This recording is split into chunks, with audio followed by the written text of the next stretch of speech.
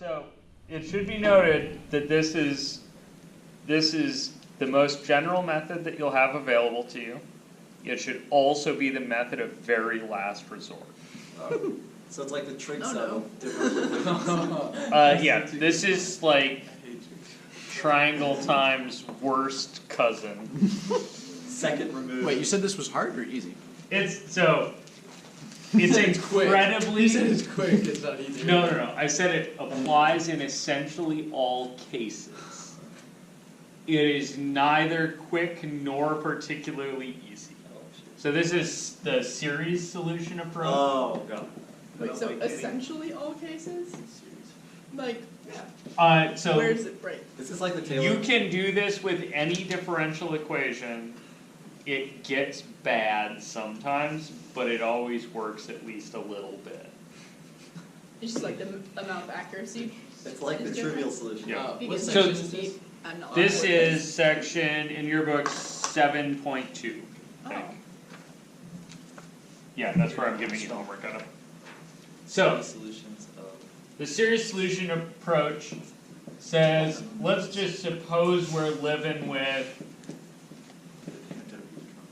the case we were just in. So we've got a P0 of x, a P1 of x, a P2 of x supposedly now. that don't have any common factors. Great. If they do, just divide through by the common factor first before you start this. And you also need that P naught is not identically 0. God damn, identically not. No, that's so not identically 0 is different than identically non-zero. Right? So if you write a triple bar, if you were to write a triple equal sign with an exclamation mark after it, does that mean it's not equal? I don't know. Or is it I don't. uniquely equal to? Stop. Oh, it is different because something can be 0 and not always be 0, like x squared. Yeah, so that's what I mean, right? Yeah. Like x squared is Not a always perfectly 0, valid P naught here. but it can. Because it's not identically 0, but it could be 0.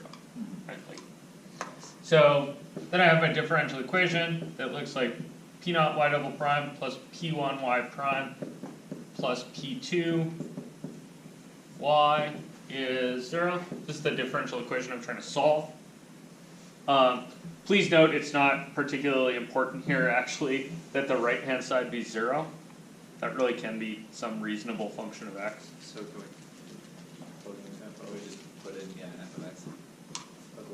Yeah, I'm not doing that right now because I don't want to muck up my cases too much. But that is a thing you could expand with on this. Can be solved for any x naught with How? P naught of x naught is not 0. In other words, it needs to honestly be a second order differential equation there. But given any initial spot like that, you can in fact solve this thing. Is there ones that we have to check that first? And the way you solve this is the series approach. You just assume that the answer has a power series, and then go find the parts of the power series. Oh.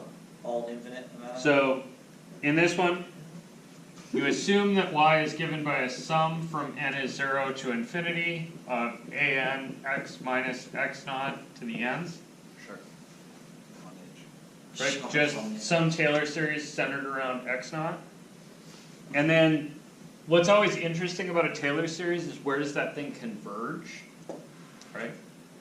What is that? Like, what's the radius of convergence? So, in our case, right? It's like, what? That's going to be something like, here's x naught, yeah?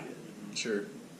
So, I'm going to find some polynomial, right? And the way I'm going to find a polynomial is, I'm going to kind of, okay, first it's a line, right? Like a horizontal line. That's going to be my A0 term out of that thing.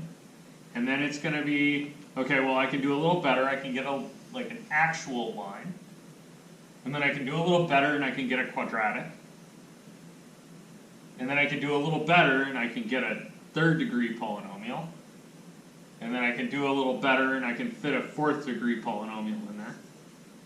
Oops, that's not a polynomial. That's a fourth degree and a Something like that. And then I can do a little better and blah blah blah. Right? You all know how this game goes. So the issue is how good like how big an interval can you get? Oh, I remember that. Right? Because if you're interested in this behavior around time 0, say, and you're looking to make predictions about 10 minutes in the future, you better know that that thing converges on that interval from 0 to 10. If it only converges from 0 to 4, you can't predict things about 10. It just isn't going to work. That makes sense? So what we know is that the radius of convergence, so on an interval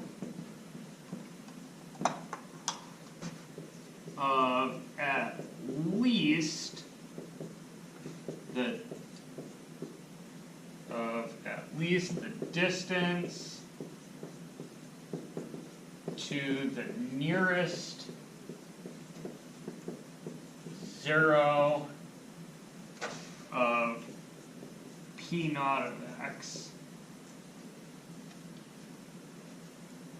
interval of, sorry, I needed to add the word radius here, of radius, at least the distance to the nearest 0 of p naught of x in the complex plane.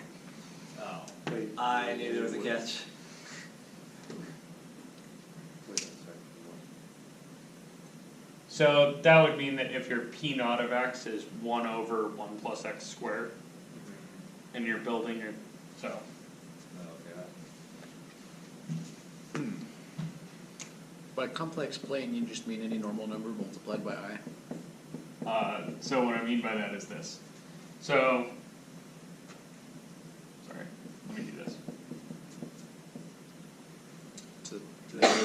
One. So, if my p naught of x is 1 plus x squared, right? True. Then this thing has, Imaginary roots. yep, a couple imaginary roots, right? As I and minus I. So if you're building your power series around x naught equals 0, right? You have these two guys up here, down here, at minus I, plus I. Okay, yeah. So you can say you get a radius of at least 1. Does that make sense? The coefficient on that. So you need to be a little bit careful, right? That you don't assume this has an infinite radius of convergence. It might, but you should question it.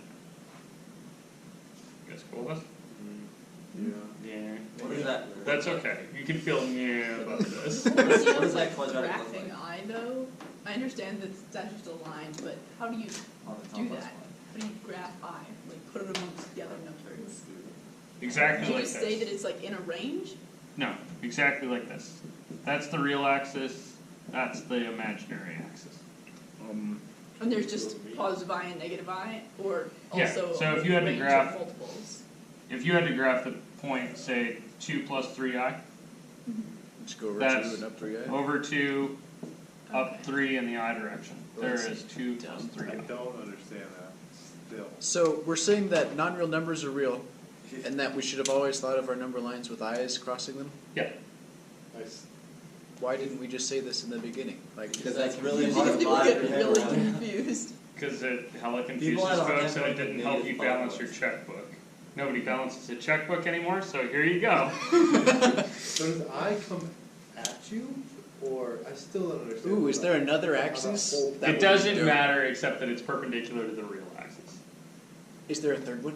But if there are multiple real like axes, this way or this way? then you It just doesn't, no, there's one real axis, so in the complex plane there's one real axis and one complex axis. what if you have vectors with two Complex, yeah. that would be in complex squared space, right? So how do you You don't. it's What's or on the something. You don't get to draw that on the chalkboard basically because it's 4-dimensional, right? Yeah. So I can half-ass draw you a 3-dimensional thing on the chalkboard, it's gonna be way harder if I try to get a 4-dimensional object up here. You get your little box thing going that shakes? Yeah. Gotcha. Alright, so this is just the like, yo, you can solve differential equations, right? So it's like our This doesn't actually tell you how to do this. thing from that other chapter. with Yeah, the- this is an existence and uniqueness, There we go. right? This tells you about existence. This is an existence. There. You guys wanna see how to actually use this tool? It'd probably be more